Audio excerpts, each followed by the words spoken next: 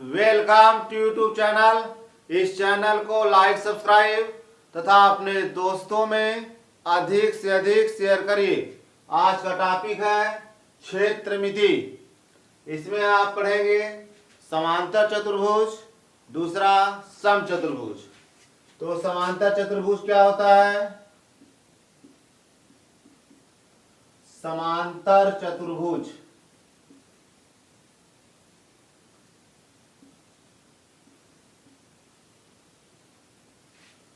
ऐसा चतुर्भुज जिसकी आमने सामने की भुजाएं समानांतर तथा बराबर होती है, समांतर चतुर्भुज कहलाता है।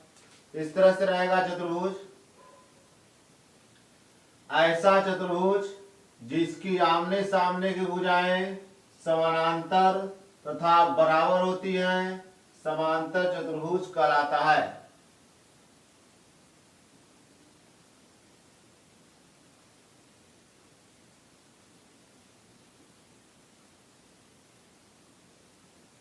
अब देखिए A B C D, A B C D यह एक समानांतर चतुर्भुज है। इसके आमने सामने की भुजाएं समानांतर तथा बराबर हैं।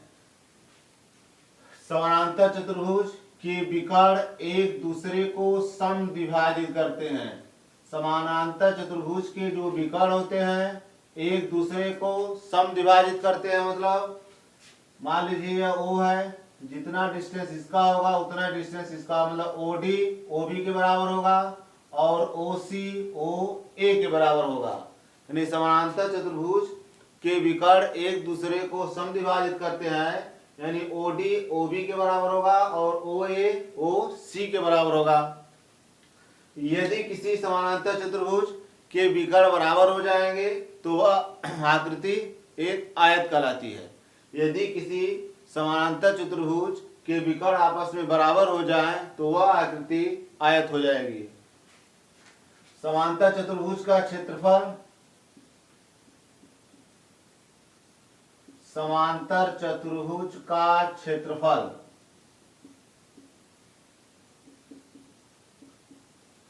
बराबर आधार गुणे ऊंचाई,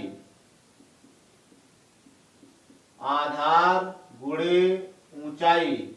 समांतर चतुर्भुज का क्षेत्रफल बराबर आधार गुणे ऊंचाई। यह आपका समांतर चतुर्भुज है। ए भी आप आधार मान लेंगे तो इस पर आप इस तरह से लंब डाल देंगे तो ये आपको जो होगी, यह जो डिस्टेंस होगा ये आपको क्या हो जाएगा? ऊंचाई।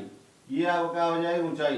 यानी समानांतर चतुर्भुज का क्षेत्रफल बराबर आधार गुणे क्या हो जाएगी? ऊंचाई। दूसरा आपका समचतुर्भुज। समचतुर्भुज ऐसा चतुर्भुज जिसकी आमने सामने की भुजाएं समानांतर तथा बराबर, यानी चारों भुजाएं इसमें बराबर होती हैं। ऐसा चतुर्भुज जिसकी चारों भुजा बराबर होते हैं वह आपको क्या कहलाएंगे? समचतुर्भुज।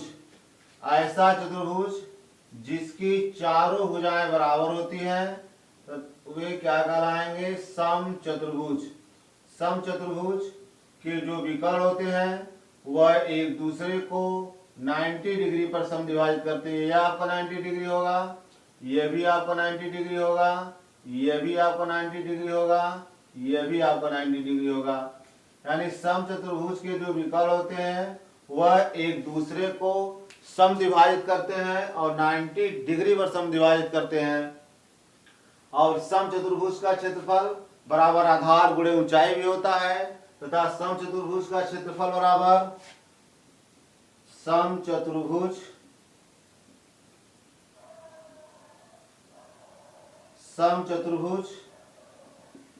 का क्षेत्रफल बराबर 1/2 गुणे विकर्णों का गुणनफल, 1/2 गुणे विकर्णों का गुणनफल।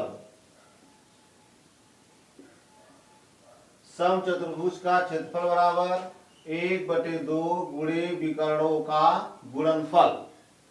जैसे मान लीजिए यह ए बी सी डी यह समचतुर्भुज है एक विकर्ण आपका बीडी होगा और एक विकर्ण आपका एसी होगा। यानी समचतुर्भुज का क्षेत्रफल बराबर 1/2 गुणे विकर्णों का गुणनफल, या समचतुर्भुज का क्षेत्रफल बराबर आधार गुणे ऊंचाई भी होता है। यदि किसी समचतुर्भुज के विकर्ण बराबर हो जाए तो वह आपका आकृति क्या हो जाएगी, वर्ग हो जाएगी, क्योंकि वर्ग के विकर्ण आपस में बराबर होते हैं तथा वर्ग का प्रत्येक कोण 90 होता है। लेकिन समचतुर्भुज में क्या होता है, सिर्फ इसकी चारों भुजा बराबर होती है, आमने सामने की भुजाएं समानांतर तथा बराबर होती हैं। प्रत्येक समचतुर्भुज के जो विकर्ण होते हैं एक दूसरे को 90 डिग्री पर समद्विभाजित करते हैं। समद्विभाजित मतलब जैसे यहाँ मान लीजिए O है तो OC जितना डिस्टेंस होगा उतना डिस्टेंस OA होगा, OB जितना डिस्टेंस होगा उतना डिस्टेंस क्या होगा, OD होगा। यानी OB OD के बराबर और OC OA के बराबर, और प्रत्येक दूसरे को 90 डिग्री पर समद्विभाजित करते हैं। पहला क्वेश्चन है, एक समांतर चतुर्भुज का आधार 14 सेंटीमीटर तथा ऊंचाई 9 सेंटीमीटर है, चतुर्भुज का क्षेत्रफल ज्ञात कीजिए। तो समांतर चतुर्भुज का क्षेत्रफल बराबर होता है आधार गुणे ऊंचाई, आधार गुणे ऊंचाई। तो समांतर चतुर्भुज का आधार कितना दिया हुआ है, आधार दिया है 14 सेंटीमीटर और ऊंचाई कितना दिया हुआ है 9 सेंटीमीटर। आधार कितना दिया हुआ है 14 सेंटीमीटर और ऊंचाई कितना दिया हुआ है 9 सेंटीमीटर। तो 14 में 9 गुणा करेंगे, 14 9 126 वर्ग सेंटीमीटर, यानी इसका क्षेत्रफल कितना हो जाएगा 126 वर्ग सेंटीमीटर। दूसरा क्वेश्चन है, उस समचतुर्भुज का क्षेत्रफल ज्ञात कीजिए जिसके विकर्णों की लंबाई 24 सेंटीमीटर तथा 32 सेंटीमीटर है। तो समचतुर्भुज का क्षेत्रफल, समचतुर्भुज का क्षेत्रफल बराबर 1/2 गुणे विकर्णों का गुणनफल, 1/2 गुणे विकर्णों का गुणनफल। समचतुर्भुज में दो विकर्ण होते हैं, 1/2 गुणे पहला विकर्ण फिर गुणे दूसरा विकर्ण। तो 1/2 पहला विकर्ण आपका कितना है 24 सेंटीमीटर और दूसरा विकर्ण क्या है 32 सेंटीमीटर। 1/2 गुणे 24 गुणे 32, 2 से 100 काट दीजिए तो 2 इकाई 2 2 छक 12 16 दूनी 32 होता है।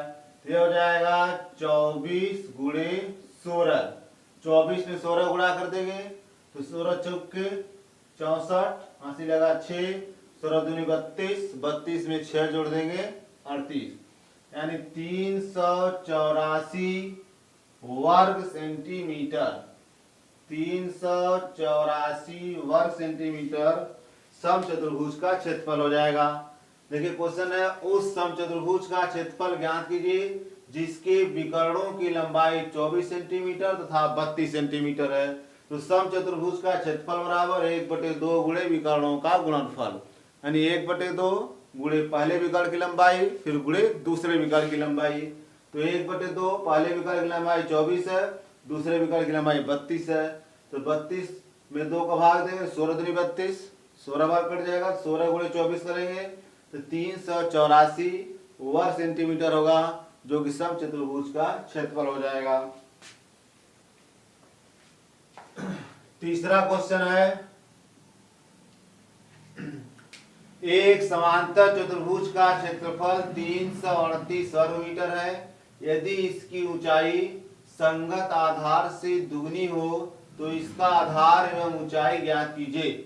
यानी क्वेश्चन है कि यदि उसकी ऊंचाई संगत आधार से दुगनी हो, तो माना समांतर चतुर्भुज का आधार, माना आधार की लंबाई माना आधार की लंबाई x सेंटीमीटर है।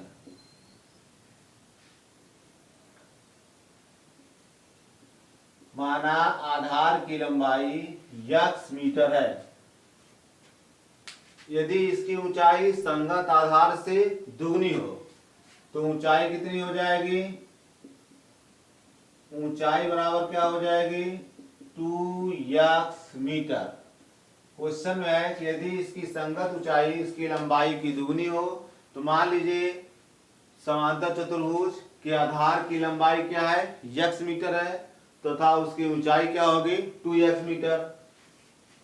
और समांतर चतुर्भुज का क्षेत्रफल बराबर क्या होता है? समांतर चतुर्भुज का क्षेत्रफल बराबर समांतर चतुर्भुज का क्षेत्रफल बराबर आधार गुणे ऊंचाई। समांतर चतुर्भुज का क्षेत्रफल बराबर आधार गुणे ऊंचाई। तो समांतर चतुर्भुज का क्षेत्रफल कितना दिया हुआ है? 338 वर्ग मीटर है। आधार कितना है? x। ऊंचाई कितना आपका है? 2x।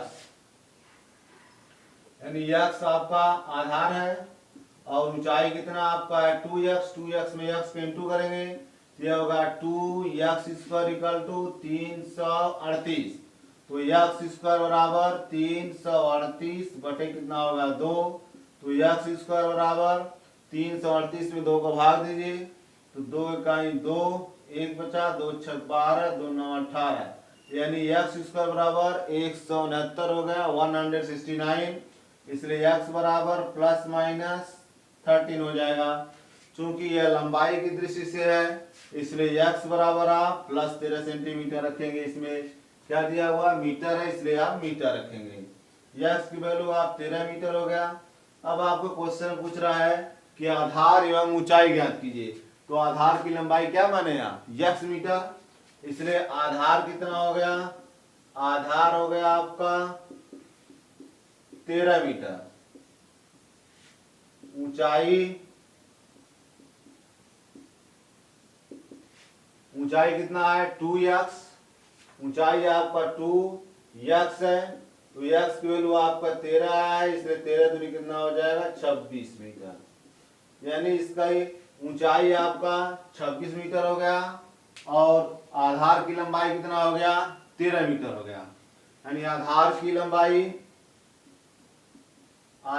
लंबाई 13 मीटर और ऊंचाई कितना हो गया आपका? 26 मीटर। क्वेश्चन में एक समांतर चतुर्भुज का क्षेत्रफल 338 वर्ग मीटर है। यदि इसकी ऊंचाई संगत आधार से दुगनी हो तो इसका आधार एवं ऊंचाई ज्ञात कीजिए। तो माना आधार की लंबाई x मीटर, क्योंकि क्वेश्चन में कह रहा है कि यदि इसकी ऊंचाई संगत आधार से दुगनी हो, आधार से दुगनी ऊंचाई है। मान लीजिए आधार की लंबाई x मीटर है तो ऊंचाई क्या होगी? 2x metre. उसके बाद समांतर चतुर्भुज का जो क्षेत्रफल होता है वह आधार गुणे ऊंचाई होता है। क्षेत्रफल दिया है वो 338, आधार आपने x माना, ऊंचाई आपका 2x है। 2x में x इंटू करेंगे 2x स्क्वायर। यह 338 है, x स्क्वायर बराबर 2 इससे हट जाएगा, अपान हो जाएगा। 338 बटे 2 काटेंगे 169 यानी 169 हो गया। तो x वर्गमूल निकालेंगे तो यह कितना हो जाएगा? x equal two plus minus 13 यानी x इक्वल टू 13 मीटर रखें क्योंकि यह लंबाई है। अब आधार की लंबाई 13 मीटर, क्योंकि माने हैं कि आधार की लंबाई x मीटर है तो x बराबर 13 आया यानी आधार की लंबाई 13 मीटर हो गया। और ऊंचाई क्या माने हैं? 2x। तो 2x, x वैल्यू 13 यानी 13 दूनी 26 यानी आपका ऊंचाई कितना हो गया? 26 मीटर। इस चैनल को लाइक, सब्सक्राइब तथा अपने दोस्तों में अधिक से अधिक शेयर करिए।